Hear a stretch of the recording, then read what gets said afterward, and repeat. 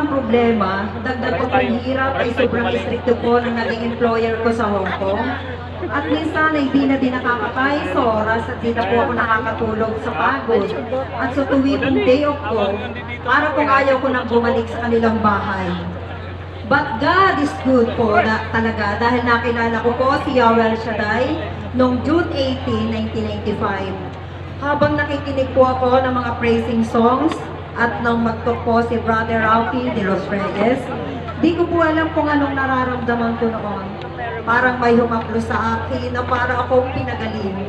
Para akong lumaya sa matagal na nakagapo sa akin sa gawain. Marami mang problema at hindi talaga maubos-ubos ang problema. Tinulungan po ako ni Yahweh El Shaddai na maging matatag at matapang. Lagi ko nang pinanghahawakan ang kanyang mga salita at pangako. At dahil sa masaganang habag at awa niya, automatiko pong napatawad ang asawa ko. Yun nga lamang po, di na kami nagbabalikan. Napakasarap po pala ng nagpapatawad at kinakalimutan.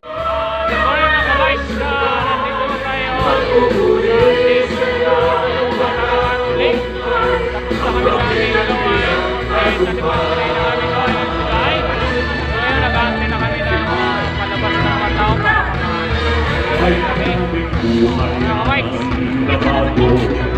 At nakanang Thank you very much ulit and then happy blessed Sunday sa inyo lahat. Thank you very much for the Bye-bye and God bless po sa inyo lahat. ngayon ay nagsasama sa